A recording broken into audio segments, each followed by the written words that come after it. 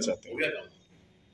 आज हमारी ये मीटिंग का मुद्दा ये है कि जैसे कि खबर आ रही है कि 13 तारीख को हमारे किसान भाई दोबारा इस आंदोलन की राह पे चलने वाले हैं।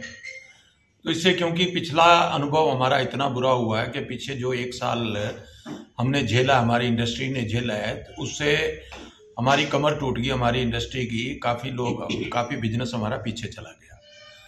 तो आज हम एसपी साहब से, डीसी साहब से उनको ज्ञापन दिया है और उनको भी यही कहा है कि किसी तरीके से आज बिजनेस पहले भी बहुत अच्छे नहीं चल रहे और इस तरीके का वाकया दोबारा अगर बहादुरगढ़ में होता है, जो इतना बड़ा इंडस्ट्री एरिया है, तो ये बहुत बड़ा दिक्कत हो जाएगी। इंडस्ट्री ऑलरेडी सफ़र कर रही है, तो ये और ज़्यादा सफ़र करेगी। और हम किसान भाइयों से भी अपील करते हैं कि यहाँ छोटी इंडस्ट्री वाले छोटी बड़ी काफ़ी इंडस्ट्री है, तो इस तरीके से बहादुरगढ़ को थोड़ा सा दूर रखा जाए।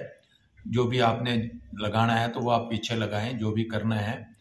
तो सरकार से भी हमारी गुजारिश है कि किसान भाइयों के साथ बैठ के मीटिंग करें और इस तरीके से ये जो रोज़ चक्कर होता है और इस तरीके के जाम होते हैं और इंडस्ट्री या सभी आदमी इसमें सफ़र करते हैं, तो उससे छुटकारा पाया जाए। तो आज हम इसीलिए इस तरीके की एक मीटिंग कर रहे थे।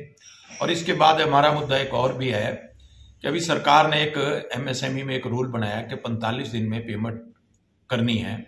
वो भी एक बहुत बड़ा मुद्दा है, जिससे भी हमारी इंडस्ट्री को काफ़ी बड़ा नुकसान होगा और इससे मैं समझता हूँ कि हमारी इंडस्ट्री तबाह हो जाएगी, क्योंकि हमारा साइकिल बहुत लंबा है।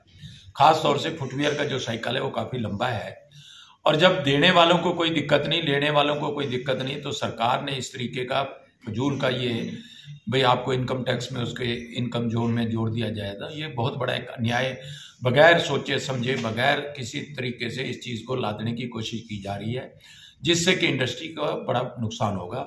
ये आज मेन मुद्दा भी हमारी इंडस्ट्री में, इससे कैसे सुलझा जाए, कैसे किया जाए। तो इस तरीके के जो हमारे मुद्दे हैं उसके लिए आज इकट्ठे हुए हैं।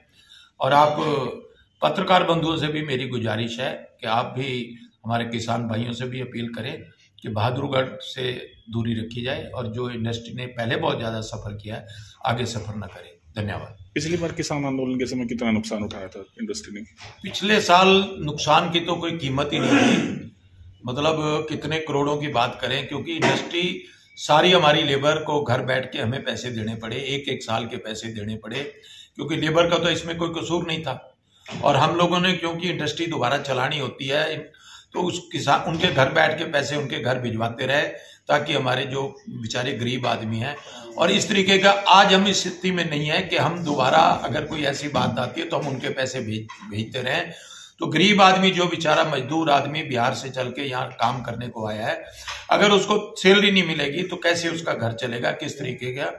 तो ये एक मानव अधिकार की भी बात है कि लोगों को इस तरीके की दिक्कतें झेलनी पड़ेंगी।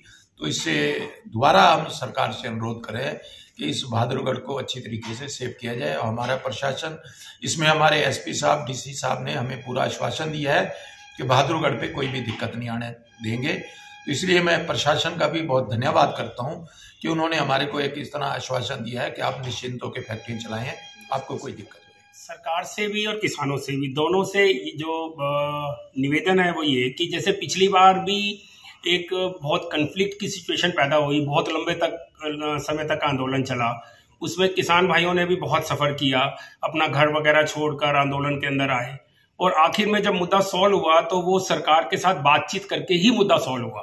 तो क्यों ना सरकार भी ये इनिशिएटिव ले और किसान लोग भी ये इनिशिएटिव ले कि पहले ही आंदोलन की शेप देने से पहले क्यों ना शुरू से ही पहले इस पॉसिबिलिटी को एक्सप्लोर करें, वो लोग इस बात को समझें कि क्यों ना बैठकर पहले ही मुद्दा बातों के जरिए और मीटिंग्स के जरिए पहले सॉल्यूशन की तरफ जाया जाए, कि इतनी ज़्यादा दिक्कतें ना ही पैदा करें, क्योंकि इकोनॉमिक लॉस भी है, फाइनेंशियल लॉस भी है, इमोशनल लॉसेस भी हैं। किसानों के लिए कोई आसान थोड़ी था इतना बड़ा आंदोलन करना और सब अपने घर वगैरह को छोड़कर आना। यहाँ के लोगों के लिए भी इकोनॉमिकल लॉस थे, सब लोगों के लिए नुकसान रहता है। और सरकार बाद में भी बातचीत के जरिए ही तो सोल्यूशन निकला, तो क्यों ना ये बात शुरू में ही की जाए। यही हमारा अनुरोध है दोनों तरफ कि बातचीत की जाए और सोल्यूशन की तरफ जाया जाए। टिकरी बॉर्डर पर बड़ा पंजाब रखा था, उस समय हमारे जवानों में, बच्चों में नशे की लत बहुत ज़्यादा फैली थी, जिसका अब तक भुगत रहे हैं। प्रशासन और समाज मिलकर कोशिश है, पर छुटवाया भी है काफ़ी हद तक। इस कारण हम ये निवेदन करते हैं भाई आगे से यहाँ को बाहर से बीमारी ले आकर नशा वगैरह या जैसे पाँच चलिया भाई गांजा चिट्टे न हमारे एरिया में बालक जाने भी नहीं थे, उनका बारे लाया छोड़ गए। तो आगे से मेरी लोगों से यही प्रार्थना है कि वे अपने बच्चों के भविष्य के लिए नशे से बचाने के लिए आगे से ऐसा कोई पड़ाव हमारे एरिया में इकट्ठे ना हो, ऐसा मेरा निवेदन है। धन्यवाद। हमारे एरिया मतलब टीकरी बॉर्डर या किसान चौक पर, किसान चौक जाखोदा पर कोई ऐसी मतलब वो एजुटेशन वाली भीड़ ना करें जिससे हमारे बच्चों का अंधकार भविष्य अंधकार में जाए।